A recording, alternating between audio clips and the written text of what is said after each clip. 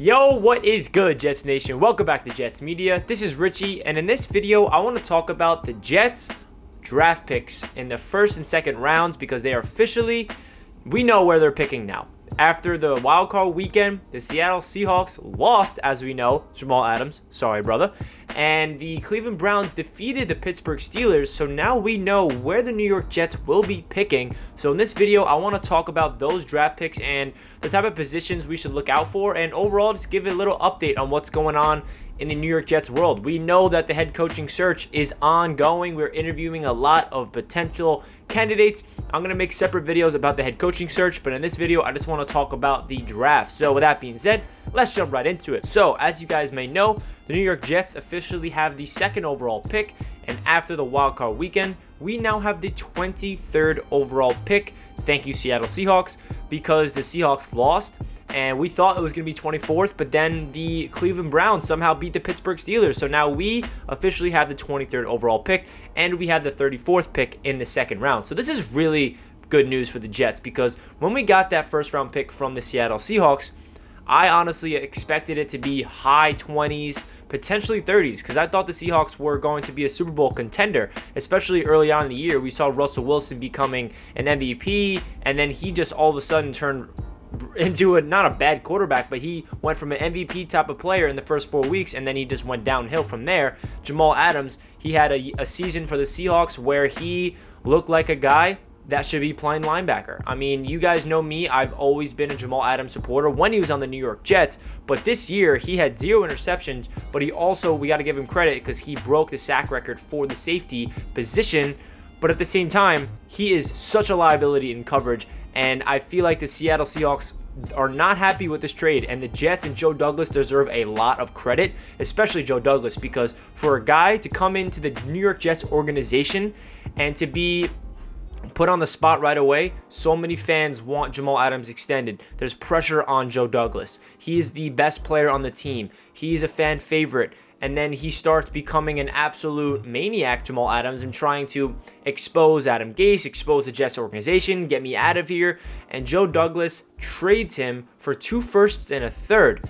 And look where Jamal Adams and the Seahawks are right now. The Seahawks have a lot of holes in their offensive line. They do not have any first-round picks for the first 2 years, or the next 2 years, We own them. So that's such a good decision from Joe Douglas. And that pick, the value at 23 in this loaded draft, you guys have no idea how important that is and how great news this is for the New York Jets, because we know Joe Douglas loves draft capital, and we know that he understands you need to build through the draft. And for us to get a 23rd pick for Jamal Adams on top of a third this year and on top of another one next year, it is ridiculous, because the Seahawks, they're in cap hell right now, and they're going to have to pay Jamal Adams an extension if they want to keep him long term, and we know Jamal wants his money. So who knows what's going on in Seattle, but this trade is looking so good for the New York Jets after this wildcard weekend. And Jets fans, we deserve to be happy. We deserve to be overjoyed, because there's not a lot to be happy about this organization.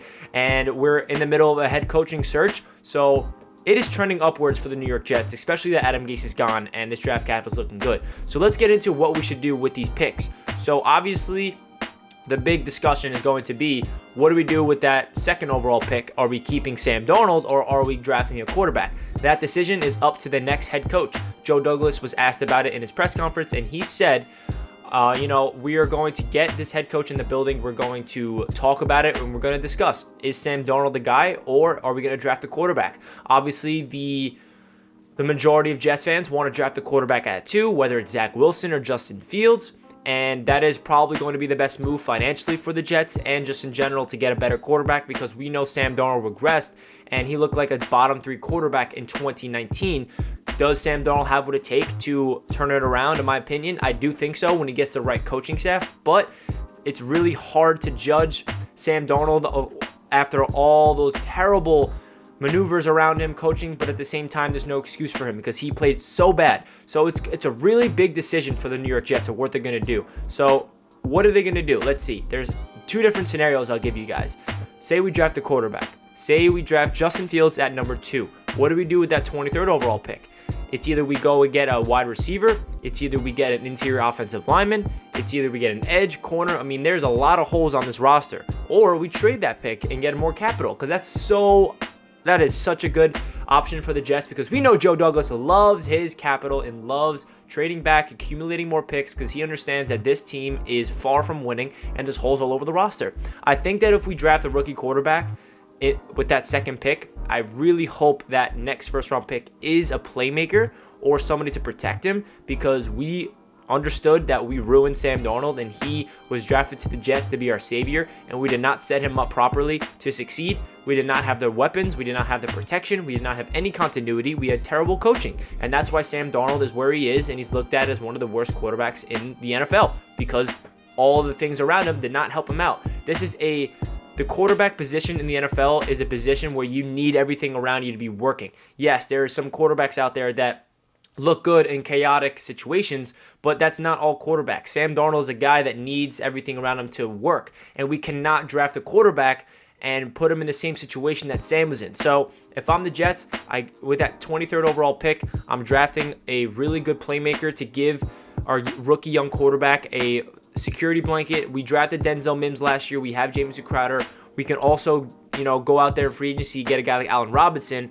But it's either with that 23rd overall pick, what I'm trying to say is I really hope they get either interior offensive lineman or a playmaker. If not, they want to go defense, cornerback, edge rusher, and then we have a 34th overall pick, which is early in the second round. That could be an edge rusher, cornerback, or another receiver. There's a lot of things that the Jets can do with these draft picks. So in this video, I just want to update you guys of where they stand in the first two rounds, because it's a big news that we have the 23rd overall pick because of that Jamal Adams trade. Let me know down below in the comment section what you expect the Jets to do with these draft picks. I'm not going to give you guys my full mock draft and who I really think we should draft yet, but let me know in the comment section. I want to hear what you guys have to say.